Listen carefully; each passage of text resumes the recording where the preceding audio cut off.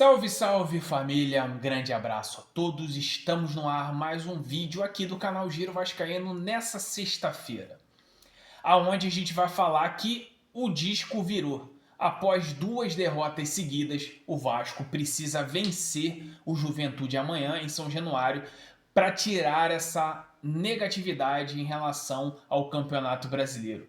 Inclusive, equipes que o Vasco estava tentando buscar venceram ontem, como foi o Fluminense. Então o Vasco precisa tirar essa perca negativa e vencer em casa.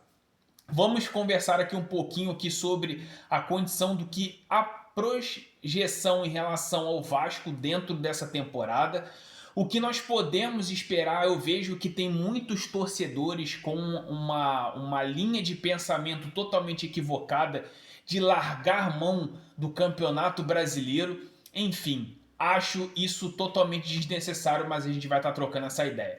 Então é aquilo que a gente sempre fala, aquele recado importante. Se você quiser deixar o like, deixa o like. Se você não quiser, fica à vontade. Se inscreve no canal, ativa o sino de notificações. Mas além disso, deixa o teu comentário. Eu quero ver a tua opinião para me poder respondê-lo. Em relação se for contrária ou não, eu quero ouvir a sua opinião. O Vasco perdeu duas vezes seguidas. Uma contra o São Paulo, um jogo que era totalmente previsível para vencer a partida, principalmente que o São Paulo estava vindo em baixa, com maus resultados e principalmente com vários jogadores no departamento médico. Inclusive o Lucas Moura, que já não vinha jogando muito com a camisa do São Paulo, jogou como titular nesse jogo.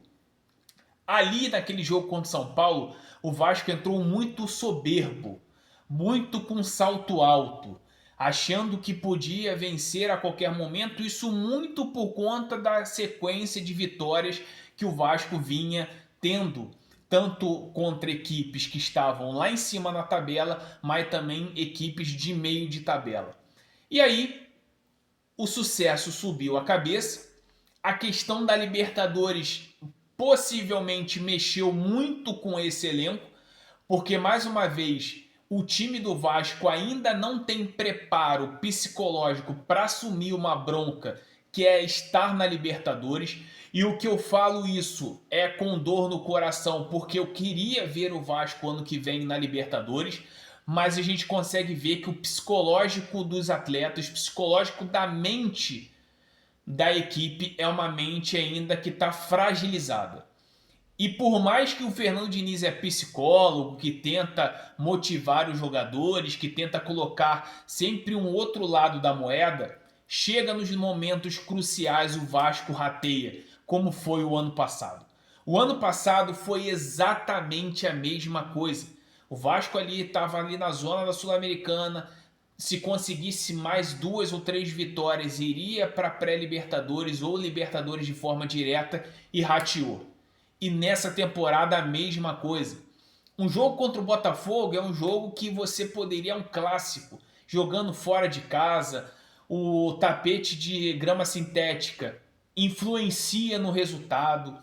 As pessoas que falam que não influenciam porque nunca jogaram bola na vida, para entender que jogar numa grama natural e uma grama sintética é muito diferente. A agilidade do jogo, a rapidez, a velocidade da bola, a questão do impacto que você tem na grama natural é diferente para a grama sintética. Entendeu? Na grama natural, dependendo de um carrinho que você dá, você não se machuca, mas na grama sintética você vai se machucar. E os jogadores pensam duas vezes antes de fazer uma atitude errada. Então, assim, era de se esperar. Por mais que a gente via um Botafogo muito oscilante de forma negativa, oscilando mais para baixo do que para cima, a gente percebia que era um clássico que aconteceu no primeiro turno, que o Vasco vendeu o mando de campo para jogar em Brasília, que perdemos. Então era um resultado até esperado, mas o do São Paulo não. O do São Paulo, o Vasco deixou muito a desejar de forma ofensiva. E é exatamente isso que o Vasco não pode fazer contra o Juventude amanhã.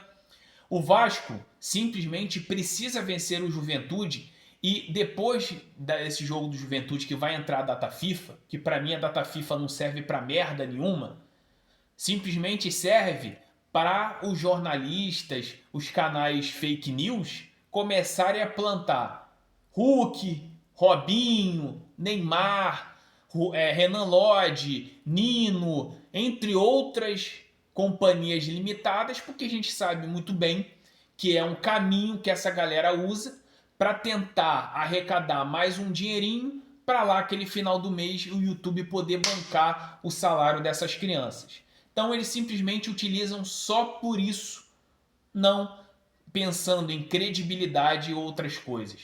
Enfim, o Vasco precisa vencer, é obrigado a vencer o Juventude. O empate ontem entre Fortaleza e Ceará acabou ajudando bastante o Juventude, porque se o Fortaleza tivesse vencido aquela partida, iria complicar muito para o Juventude. A derrota do Santos para o Palmeiras, que era algo esperado, ajudou muito o Juventude, então o Juventude só depende dele para tentar sair da zona, porque está bem próximo, ainda mais com a vitória que ele teve no meio de semana fora de casa contra o Sport. Já a equipe rebaixada que fez o seu papel, não perder pontos para uma equipe que já está matematicamente rebaixada. Vai ter um encontro aí de duas leis do ex, Nenê e Gilberto. Nenê de novo voltando a São Januário. É um cara muito identificado com o Vasco. Eu jamais teria deixado o Nenê sair do Vasco. É um cara que é muito identificado com o clube, é um cara que poderia ajudar em todos os aspectos, muito mais do que aquele pão francês de Araque que o Vasco contratou aí pagando 1,5 milha e andando em campo em 2 temporadas praticamente. Você poderia ter o Nenê ali de uma representatividade, de uma alavancagem, na verdade, de sócios, torcedores, um cara que poderia ajudar os mais novos nessa transição entre base e profissional, até mesmo fazer essa transição para se caso ele queira um cargo dentro do Vasco, porque o Nenê é muito Vasco.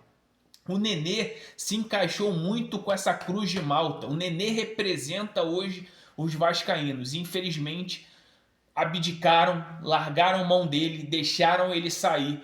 E amanhã ele terá um novo encontro aí. Espero que um dia ele volte, tá? Porque o Nenê e vascaínos de verdade tem sempre que estar dentro do Vasco.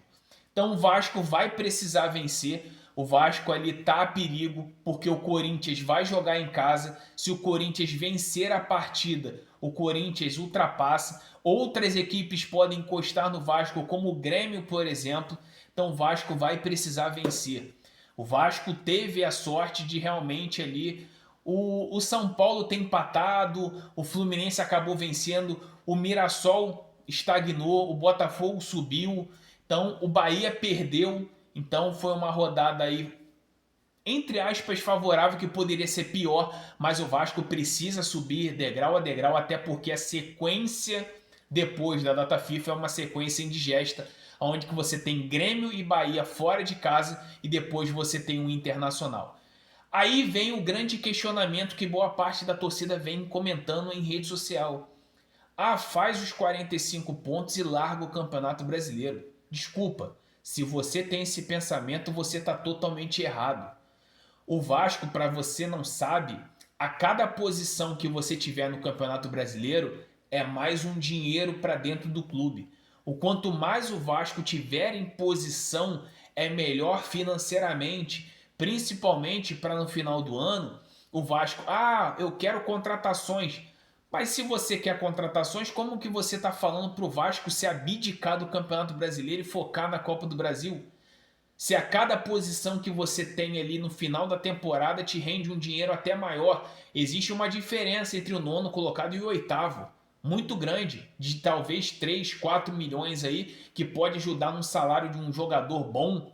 Então não dá para o torcedor acreditar e continuar verbalizando isso, que é atingir 45 pontos e largar a mão do Campeonato Brasileiro. Não, o Campeonato Brasileiro tem que servir de experiência, tem que servir de aprendizado, tem que servir de teste para que chegue na semifinal da Copa do Brasil, não cometa erros bobos como vem cometendo aí o Tietê no time, entre outras situações.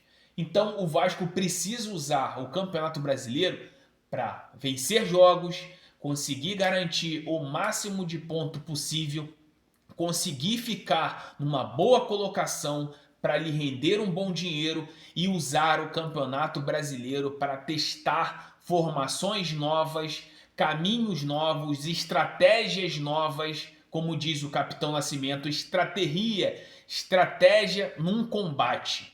É isso que o Fernando Diniz e a sua comissão técnica precisa agir em relação ao Vasco, em relação a essa condição. Então, esse é o recado. Um bom dia para todos vocês. Fiquem com Deus.